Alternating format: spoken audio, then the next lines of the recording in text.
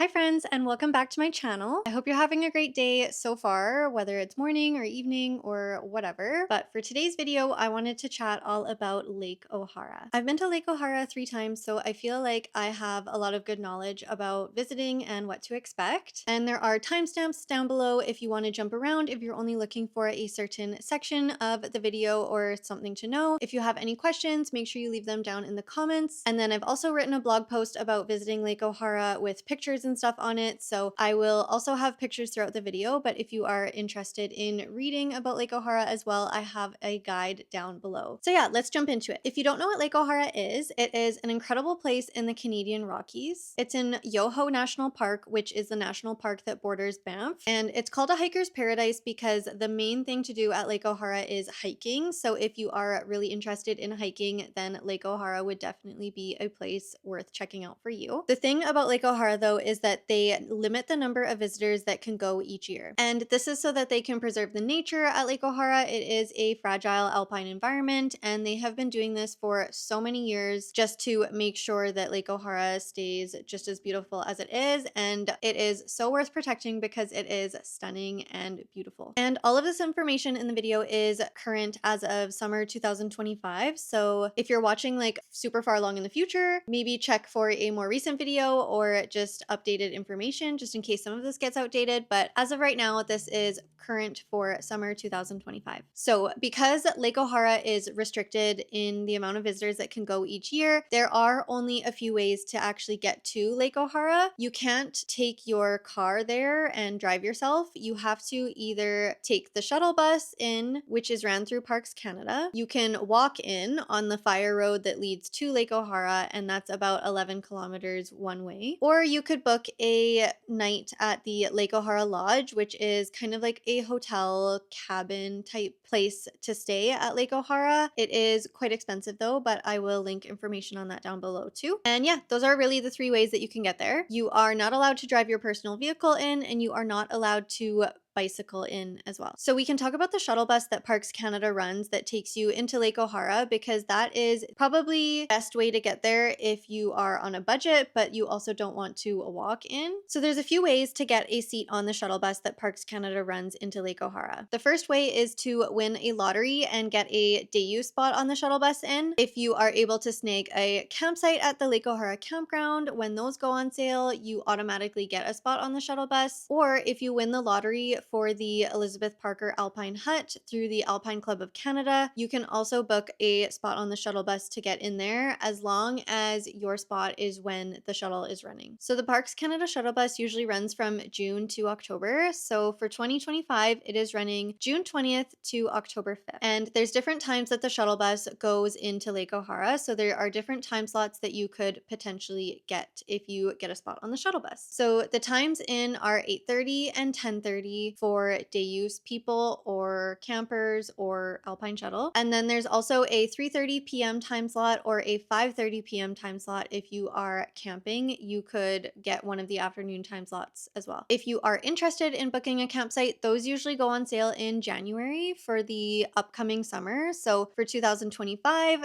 the campsites went on sale in January 23rd to be specific. And the camping season runs at the same time as the shuttle bus season, so June 20th to October 5th for this year. And those dates are based on what they think the weather will be. If there is really bad weather, they might change the dates a little bit or cancel some reservations if there's like crazy snow or something and they can't run it. But that's usually their plan. So when you go to book your campsite in January, or if you snag a cancellation leading up to the camping season, you automatically get a spot on the shuttle bus because you're going to need to bring your gear with you on the shuttle bus. And when you are making your reservation, you can request either a morning time slot or an afternoon time slot. And then Parks Canada will let you know kind of what you get depending on what's available. And you usually don't find out until a couple months later. So for example, I reserved my campsite when slots opened up in January, on January 23rd, and I requested a morning bus. And then on April 7th, I received an email from Parks Canada that my morning bus that I'm going to get is the 10:30 a.m. bus, and that I have to be there to ride that bus at that time on the day that I booked. And this was for my trip in late July. If you are taking the shuttle bus in and you're camping, you will want to make sure that you're there at least 20 or 30 minutes early, because you need to check in with the Parks Canada person and have time to load your bags onto the bus because they leave right at 10:30, so don't be late. And then for the day use people, to get a spot that is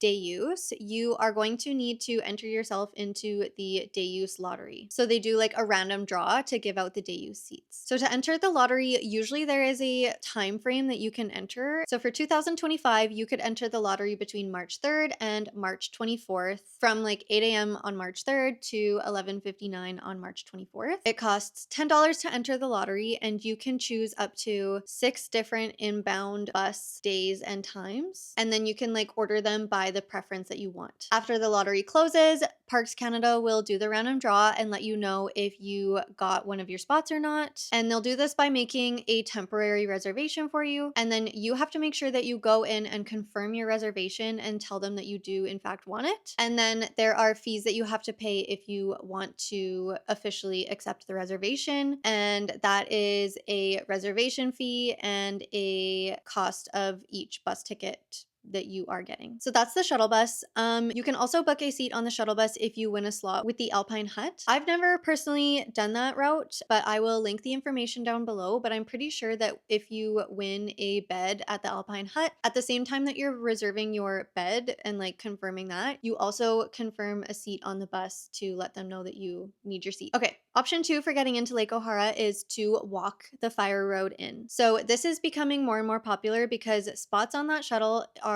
really hard to get. The camping goes super fast. The lottery is really hard to win. So if you are really wanting to visit Lake O'Hara, this might be your best option, but it is not an awesome walk. The Fireroad Inn is basically just a paved road with trees on either side. It's not a beautiful, amazing walk, but it will get you to somewhere beautiful and amazing. So it is 11 kilometers in one way. And from the people that I've chatted with that have walked the road in, it's taken about 2 to 3 hours, depending on their physical ability, how many stops they take, things like that. And if you are walking in, you also have to be prepared to walk back out. But I would recommend bringing cash with you, because if you do walk in, you could go to one of the out times for the bus and see if there is a spot on the bus, and then you could pay to basically get a seat out, and then you can just ride out. But that is not guaranteed because they prioritize everybody who had a spot on the way in first, and then if there's any spots left, they'll let you on the bus, but they only accept cash. So make sure you have cash if you are going to try and do this option. And then keep in mind, if you are walking in, the main thing to do at Lake O'Hara is hike. So you're going to be hiking in like 2 or 3 hours on this 11-kilometer road, and then you're going to start hiking around the area.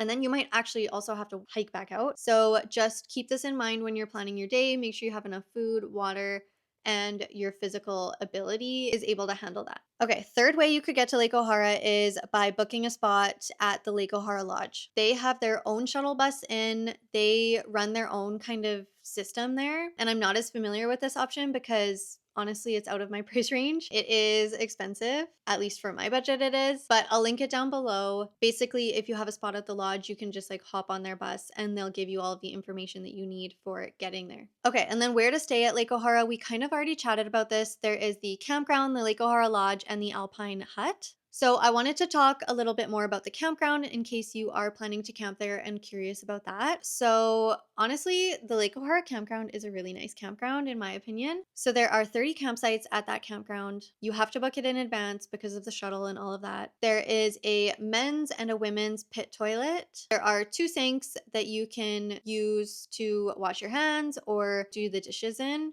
It is running water at the sinks and the water is potable, so you can use that to fill up your water bottle or cook with or do whatever. There are bear lockers there, and each bear locker is assigned to your campsite. So if you have campsite 19, you get bear locker number 19. And then there are also quite a few picnic tables. There is a group fire pit. There is firewood. There are 2 cooking shelters with little things that you could warm up food on. They say that they don't really get hot enough to cook food on, but like they can like heat up the shelter and you can like warm food on there. So make sure, we'll get into what to bring camping in a second, but make sure you bring a way to actually cook your food. And then there's also this super small little building that you can use to store your gear in. And that is because if you are camping on the day that you leave, you have to have your campsite taken down at 10:30 in the morning. But if you wanted to take like the 5 p.m. shuttle bus, you need a place to put your luggage and all of your gear. So you would put it in that little room for the gear storage. And then there's also bear-proof garbage bins and recycling bins. If you're able to get a campsite, you can stay up to 3 nights if you are able to snag 3 nights when you are booking your site. And then they also have baggage restrictions. If you are camping, you are allowed either 1 large bag per person or 2 small bags per person. And this has to have all of your gear in it. So your tent, your food, your cooking equipment, your clothes, everything.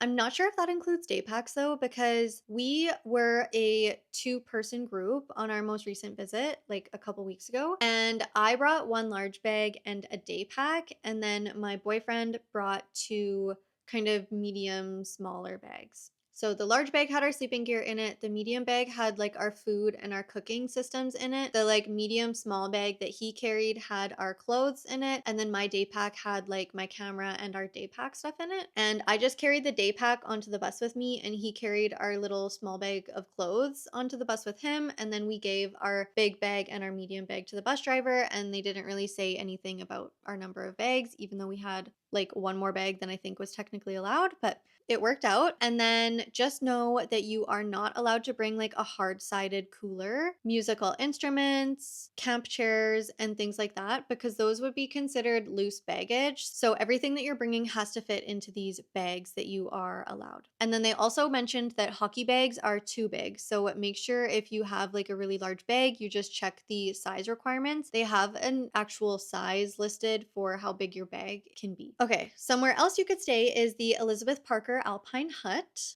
So this is run by the Alpine Club of Canada, and I believe it's open year-round, and it can hold 24 people per night. So I've never stayed there, so all of the information that I have about that is based on what I've seen online from my research, as well as talking to people who were staying there when I was visiting Lake O'Hara. So to get a bed here, at least in the summer, you have to enter the lottery system, and they will let you know if you win a spot. And the lottery for the Alpine Hut usually opens in December for the upcoming summer season. So for summer 2025, it would have opened in December 2024. A lottery ticket is $16, and you enter this one through the ACC website. If you win the lottery, I believe that you are able to reserve a spot on the Parks Canada shuttle bus when you are making your reservation booking, like I kind of said before. And then so the Parks Canada shuttle bus will drop you off, and then it's about a 10-minute walk to the actual Alpine Hut. So you'll have to carry your bags for a little bit.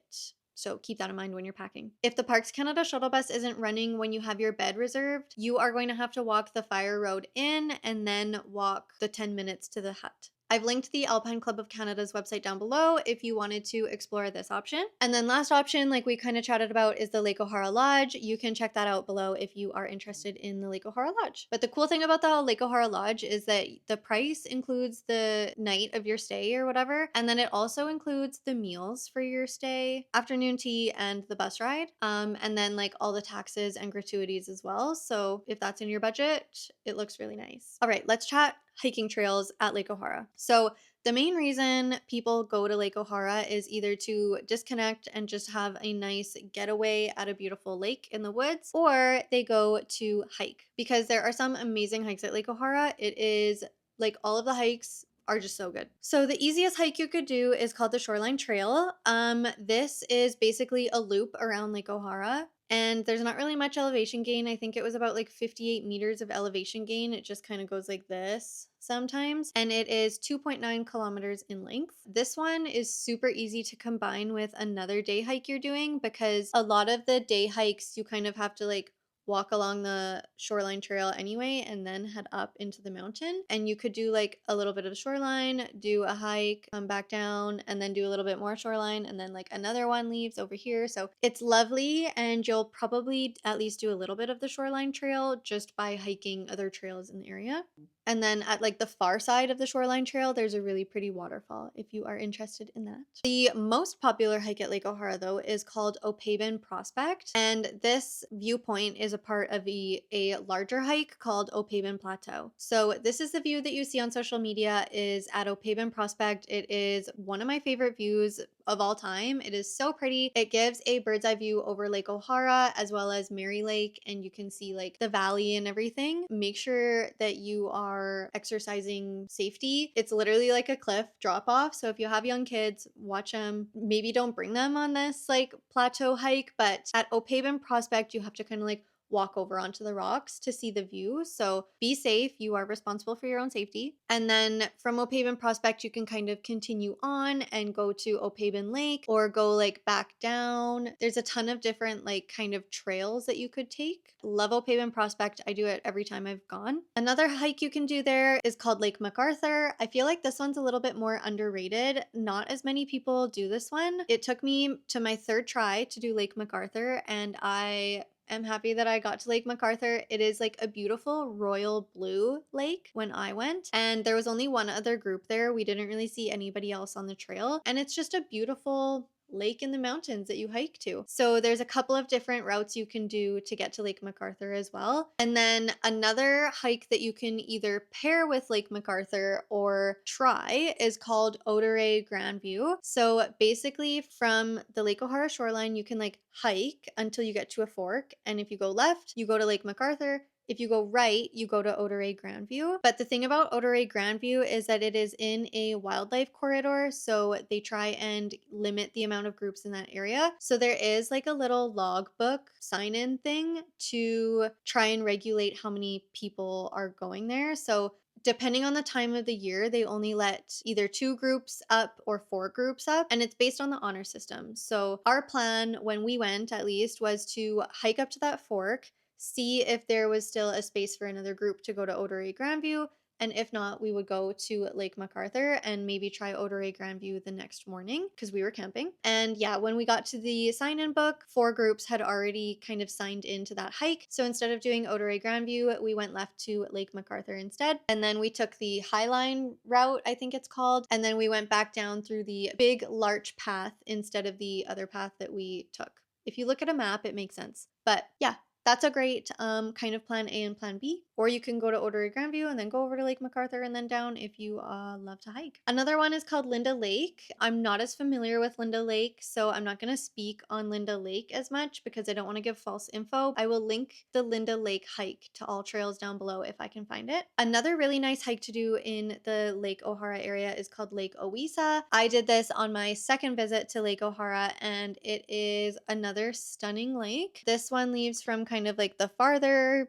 end, kind of by that waterfall I was talking about on the shoreline trail. Lake Owisa is really nice. It's basically a hike up. It gives really nice views of Lake O'Hara from above on the way there, and then you kind of go further into the mountain. You follow this kind of waterfall, river thing. There's like rocks. It's really pretty. And then you get to Lake Owisa and it is amazing. So definitely recommend that one too. I recommend all these hikes. There's only like a couple of hikes there, but they are all beautiful. Like whatever you choose, they are all beautiful. So that's Lake Owisa. And then another one is called the Alpine Circuit. So the Alpine Circuit is probably the hardest hike at Lake O'Hara, and it is because it's not as easy to follow. And I actually haven't done the Alpine Circuit because I'm curious if my hiking skills are up to par with what the Alpine Circuit calls for. And plus, I was prioritizing the other hikes beforehand. So the Alpine Circuit is basically, I'll link it down below to all trails, but it's basically like a circle around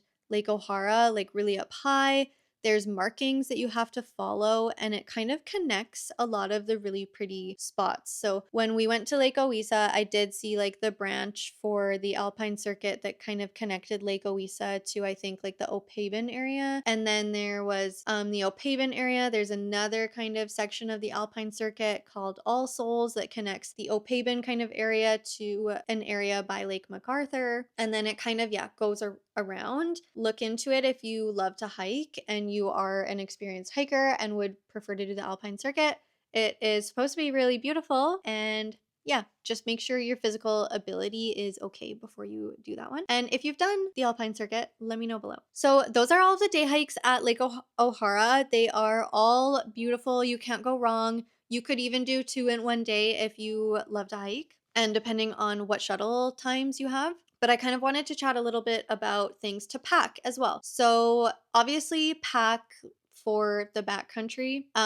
You can't just like go to your car if you forget something, or like drive to the store if you forget something. So make sure you have all of the essentials if you're camping, especially. So make sure you have like food. You can get water at the campground, but bring a water bottle, shelter, safety things, all of that stuff. Like, I'm not going to go into the nitty gritty of like camping gear that you need, because that could be like a whole separate thing. Things you need specific to Lake O'Hara would be, if you're camping, you need to either have a screenshot of your camping permit or a printout of your camping permit. You're going to need this when you're checking in at the bus when you first arrive. And if you're a day use rider on the shuttle bus as well, you should have that, your permit as well. They specifically need the place with your name and the barcode, just to make sure that it is actually your reservation that you are claiming. So make sure you have that. Second thing, you should bring a portable battery charger with you if you have access to one and you want to be using your phone for pictures or for like all trails and things like that. There's no service at Lake O'Hara and there is no where to plug in your stuff, so bring that with you. Another thing I wanted to mention for the campground, if you are camping, you are only allowed up to a 4-person tent, so make sure your tent is small enough. There was somebody that rolled up with like a really big tent and they had to borrow a tent. Thankfully, the Parks Canada person had like one backup tent, but make sure you have your own tent and it's within the size limit. Bring bug spray. The bugs there were crazy. I literally got attacked by bugs. There's probably like 100 mosquito bites on my body when we went, because if you stop moving, the bugs attack you. So bring bug spray, don't forget it. Bring sunscreen, sun protection as well. If it's going to be really hot, bring a swimsuit, because you could jump in the lake, whether it's Lake O'Hara, jumping off the dock, or if you do a day hike to Lake Owisa or something, you could jump in the lake. Just make sure you're safe. There's no service, there's no lifeguard. Be responsible for your own safety. And then last thing to bring is cash. So one thing I did not mention is that there is like a little kind of, not a tea house, but like a little concession house ran by the Alpine Club of Canada. They're called Les Relais, and they only accept cash. And they have things like snacks,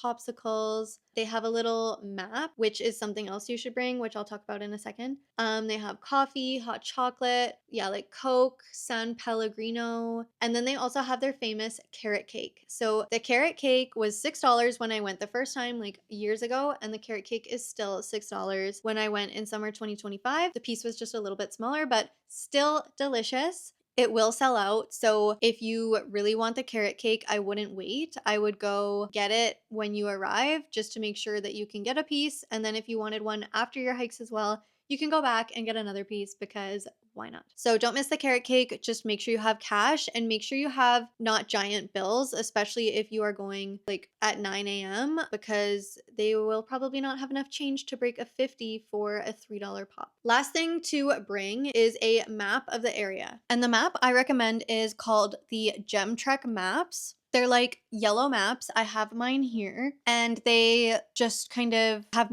they're just maps of the hiking trails and stuff. So you can get a specific one for Lake O'Hara that is just for Lake O'Hara, and that one is a little bit cheaper. You can also get that one at Les Relais if you have cash. I think it was like $6 if you forget it. And I've had that one, but I lost it. I think I've had like 2 or 3 of them and I've lost them all. But one that I do have still is this one. So this one is a little bit bigger. It's a map of Lake Louise and Yoho. And this is a Gem Trek one as well, since it has it's a little bit thicker than the one that's dedicated to just Lake O'Hara. So it's a Gem Trek map. This one was $14.95 when I bought it. I've had it for a few years, but it has the hiking routes for Lake O'Hara and like Lake Louise area and stuff. But I found it really handy because there are different trails that you can take to get to the same location. It's really handy having a map of the trails, especially one that doesn't require phone battery in case your phone dies. Okay, other things that I just wanted to mention not to bring with you would also be a hammock. You're not allowed to hang hammocks, and you are not allowed a drone. So drones are not allowed in the Canadian National Parks, so just be aware of that. And yeah, I think that's everything I wanted to cover.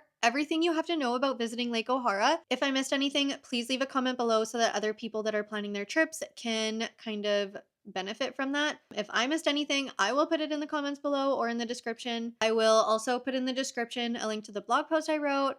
If you want to check out my Instagram, you can feel free to do that. And then I'll link a couple of other things like the hikes on all trails, the Alpine Club of Canada, Lake O'Hara Lodge, and if I can find a link to this map, I will also do that. Happy hiking. Thanks for sticking around with me through my yap session, and I hope you have an awesome trip to Lake O'Hara. Bye.